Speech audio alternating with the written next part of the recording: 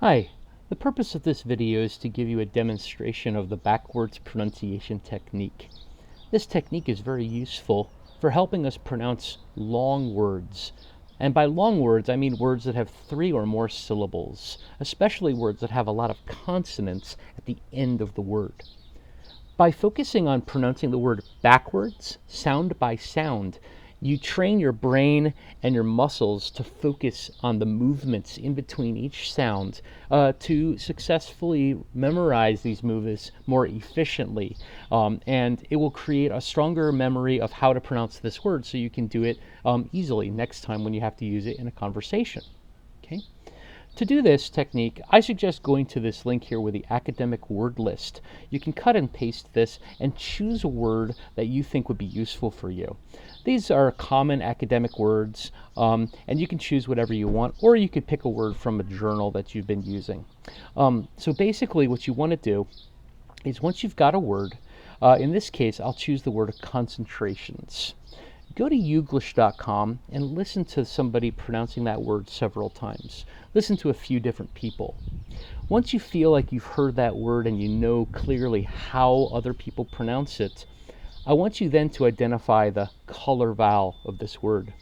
In this case, it's the vowel A, concentrations, right? It's that A, great day A vowel.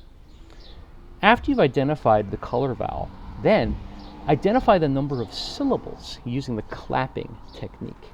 So in this case, that would be concentrations. So 4 syllables, and the third syllable, the color vowel syllable, is the stress syllable. Concentrations. Find an IPA transcription of the word so that you can see every single sound in the word. Remember that sound and spelling in English is not necessarily the same thing. So that's why I recommend that you use an IPA transcription so that you know exactly how many sounds are in the word. Then target only the vowels in the word that you've chosen. In this case, the word has 4 vowels. A, e, e. Olive, red, gray, red. A, e, e.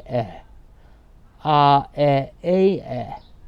Target those vowels very slowly so that you know what the center of each syllable is going to be.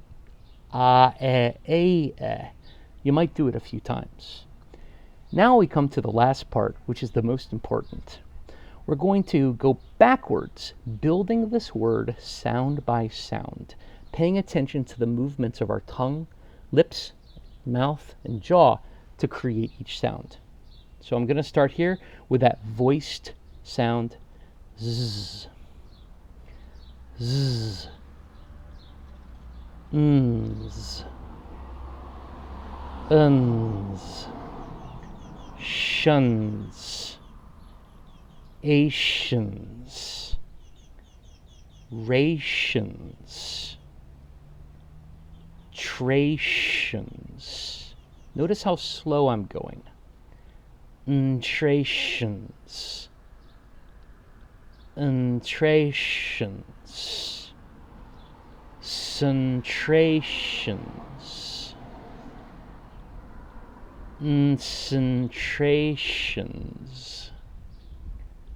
concentrations, concentrations, concentrations, concentrations, concentrations, concentrations. Once you've got that word and you feel comfortable with the pronunciation, then use it in a sentence. The chemical concentrations need to be very precise. Okay? It's really important when you do this to go slow. Don't go fast. The problem is that we learn these words too fast and we're not precise enough. So that's why I love this technique. It's very helpful. You can make a Flipgrid video of yourself using this technique. Choose some words from your journal or other words that you commonly might use in a presentation or an academic discussion. I think you'll find it's very helpful. It might seem like a lot of work at first preparing this technique, right? But it really isn't. Once you learn it, you could do it like that. It just takes a It just takes a little bit of time at the beginning to get comfortable with the technique. But in my experience, students that practice this technique, it starts to become second nature and they can use it very, very fluently. So why don't you make it a goal for yourself to use this technique this week and see how fast you can learn it.